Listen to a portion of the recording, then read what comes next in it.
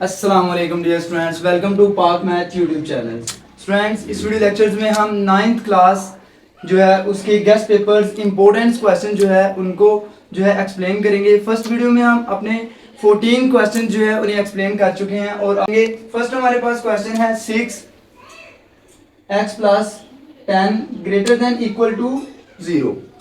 तो इसको real line पर जो है हमने शो करना है। तो फर्स्ट हमारे पास x प्लस 10 6 इस साइड पे मल्टीप्लाई हो रहा था, तो इधर आकर 0 के साथ डिवाइड हो जाएगा। नेक्स्ट जो है हमारे पास 0/6 हमारे पास आ जाएगा 0 and then x plus 10 greater than equal to 0 और 10 हमारे पास x के साथ प्लस हो रहा है, तो इस साइड पर आकर माइनस हो जाएगा। Students, x greater than equal to -10 आ गया हमारे पास। तो हमने एक रियल लाइन ड्रा की, यहाँ पर 0 लिख दिया। राइट साइड की तरफ हमारे पास होते हैं रियल लाइन पर पॉजिटिव नंबर और लेफ्ट साइड की तरफ होते हैं नेगेटिव नंबर्स। तो हमने 2 यूनिट्स लेते हुए जो है 2, 4, 6, 8 और 10 एक नंबरिंग कर ली है रियल लाइन पर।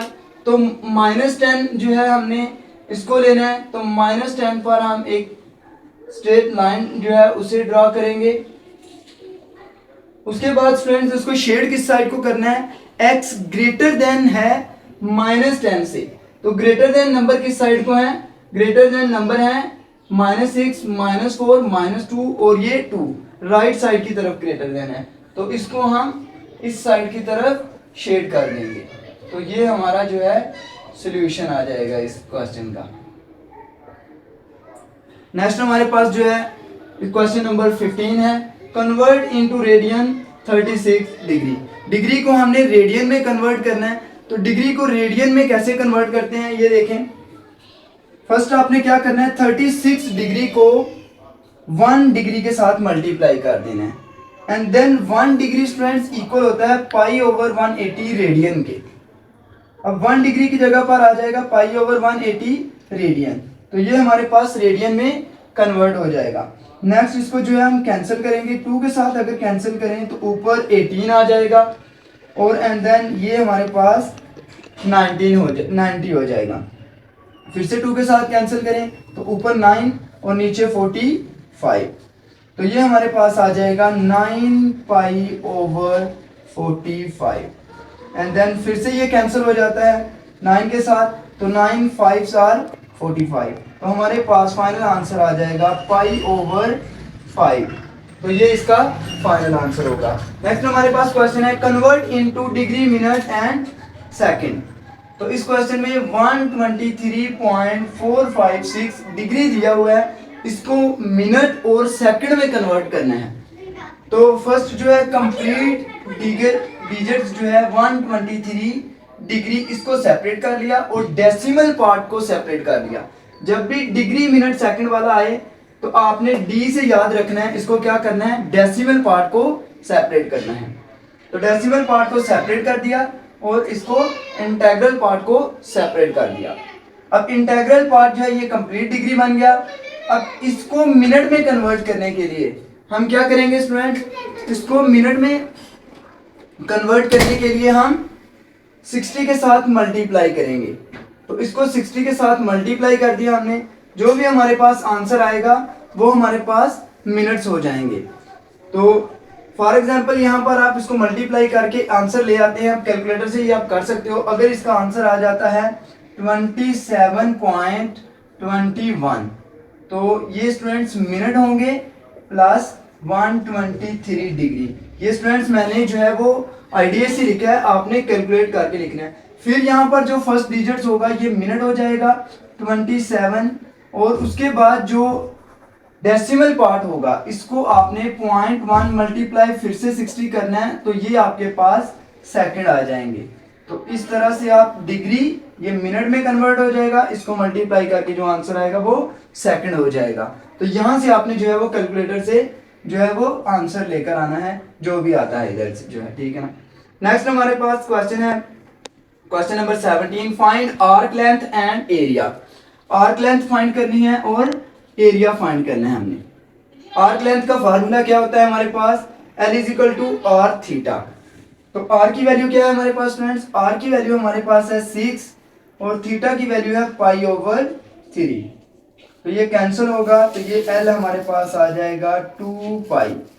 तो L की वैल्यू 2 और पाई की वैल्यू 3.14, ये पुट करेंगे, कैलकुलेटर से मल्टीप्लाई करेंगे तो L की वैल्यू 6 पॉइंट समथिंग जो है वो हमारे पास आ जाएगी।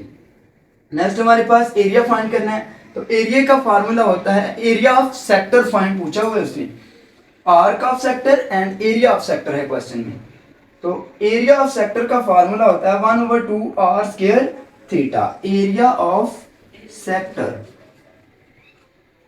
1/2r² theta. 1/2 एज इट रहा, r की वैल्यू थी 6, स्क्वायर ऊपर एज इट, थीटा की वैल्यू π/3। और ये भी याद रखना है थीटा यहाँ पर रेडियन में यूज होगा, कभी भी डिग्री में यूज नहीं होगा। अब इसको स्टूडेंट्स जो है हम 6 का स्क्वायर ओपन करते हैं तो 36 आ जाएगा।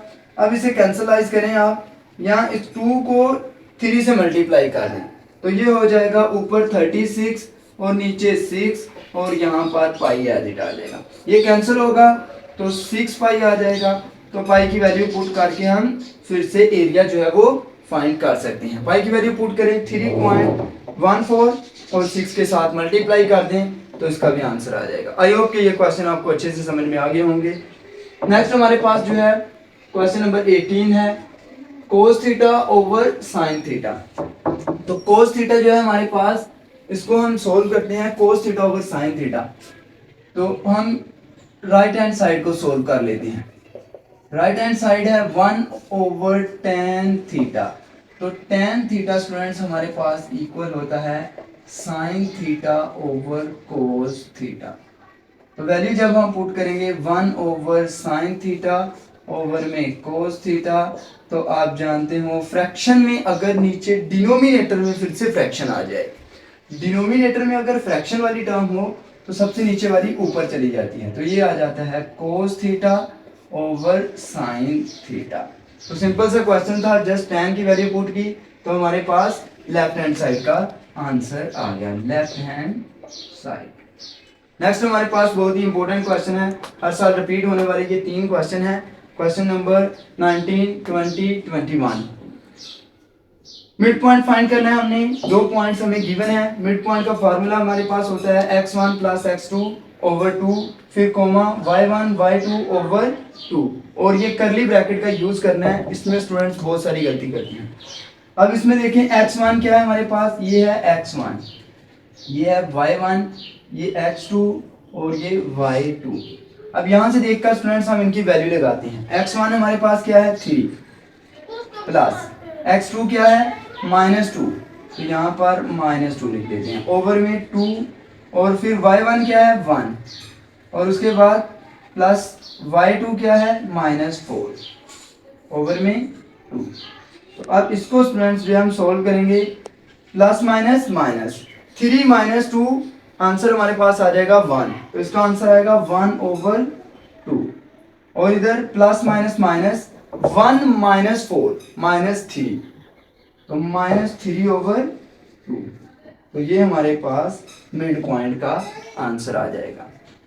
नेक्स्ट हमारे पास जो है फाइंड डी, यानी डिस्टेंस फाइंड करना है अपने ए और बी पॉइंट के दरमियान में।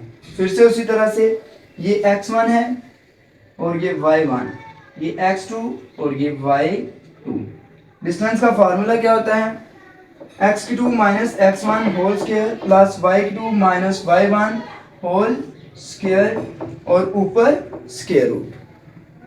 अब हम यहाँ पर वैल्यू पुट करते हैं। x2 क्या है 0 माइनस x1 क्या है 6 का स्क्वायर प्लस y2 क्या है -2, ये y2 की वैल्यू, फिर माइनस फार्मूले का y1 क्या है 7 यहाँ पर ऊपर स्क्वायर और होल के ऊपर स्क्वायर रूट। नेक्स्ट हमारे पास -6 है, तो -6 का स्क्वायर कितना होगा 36। यहाँ पर -2 और -7 -9 हो जाता है, तो -9 का स्क्वायर 81 और ऊपर स्क्वायर रूट। अब आप इसे सोल्व कर सकते हैं, 6 और 1 7 हो जाएगा, और 8 और 3 जो है ये 11 हो जाएगा। तो ये हमारे पास फाइनल आंसर आ जाएगा। नेक्स्ट हमारे पास क्वेश्चन है 21, find slope A and B. दो ऑर्डर पेयर गिवन है, स्लोप फाइंड करना है। तीन क्वेश्चन इंपॉर्टेंट है।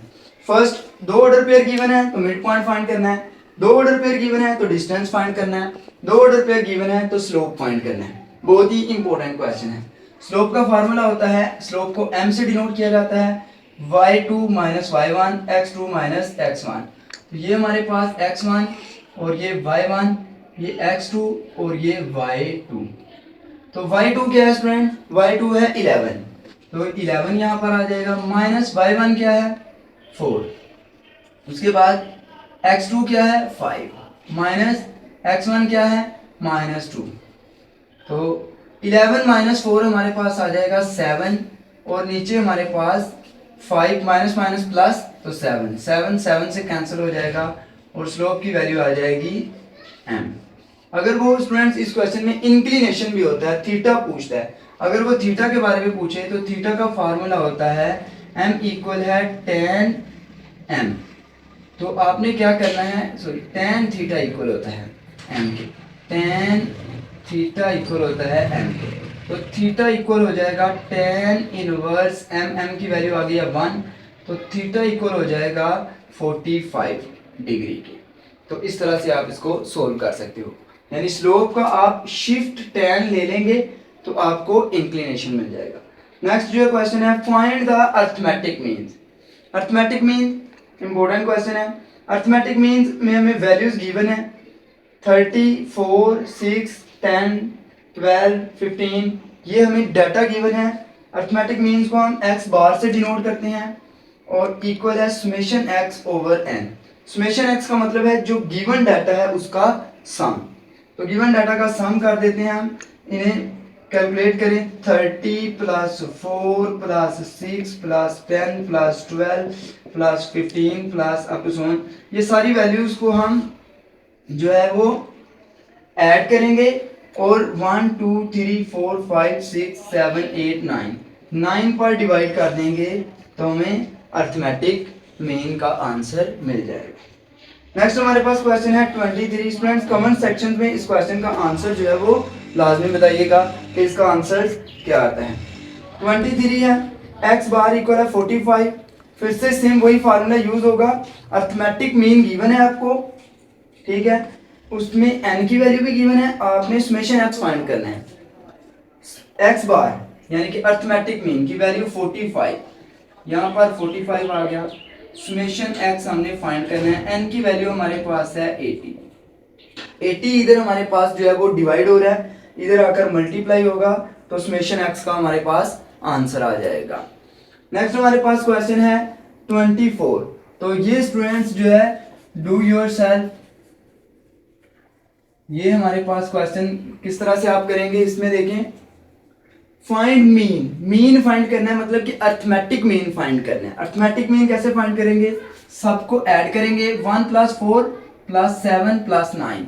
अगर हम 9 प्लस करें तो ये हमारे पास 10 हो गया, और 10 और 21 को हम किस पर डिवाइड करेंगे, 1 2 3 4 5, 21 को 5 पे डिवाइड करेंगे तो मीन आ जाएगा। फिर मीडियन फाइंड करना है। मीडियन कैसे फाइंड करते हैं, सबसे पहले इसको अरेंज करेंगे, डाटा को अरेंज कैसे करेंगे, 0 फिर 1 फिर 4 फिर 7 फिर 9। तो इसमें मीडियन कैसे होगा, मीडियन हमारे पास होगा, फर्स्ट वैल्यू छोड़ दें, इधर से भी छोड़ दें, इधर से भी छोड़ दें, तो मीडियन का आंसर आ जाएगा 4। नेक्स्ट हमारे पास है मोड क्या होता है, most repeated value in data. तो डाटा में कोई भी वैल्यू रिपीट नहीं हो रही, इसलिए हैव अ नो मोड। तो ये इंपॉर्टेंट क्वेश्चन था, इसको आपने अच्छे से सोल्व करना है। उसके बाद है लास्ट एक्सरसाइज से LMNOPU, ये हमारे पास जो है वो इवेंट गिवन है। हमने find probability of constant numbers, एक हमारे पास डाइस है, डाइस के ऊपर LMNOPU जो है वो लिखा हुआ है, हमने कांस्टेंट नंबर्स की प्रोबेबिलिटी फाइंड करनी है।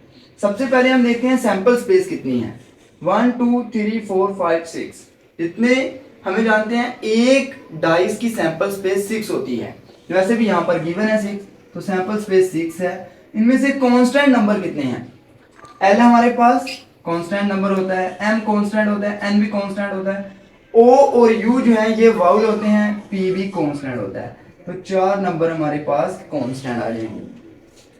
प्रोबेबिलिटी का फार्मूला होता है number of event over number of sample space. तो नंबर ऑफ इवेंट कितने हैं? 4। नंबर ऑफ सैंपल स्पेस 6, तो कैंसलाइज करेंगे तो 2/3 जो है इसका फाइनल आंसर आ जाएगा। नेक्स्ट हमारे पास बहुत ही इंपॉर्टेंट क्वेश्चन है, लास्ट 2 क्वेश्चन है इस तरह के। 52 कार्ड्स गिवन है, आपने प्रोबेबिलिटी फाइंड करनी है जैक्स की और क्वीन की। तो कार्ड्स कितने हैं? 52।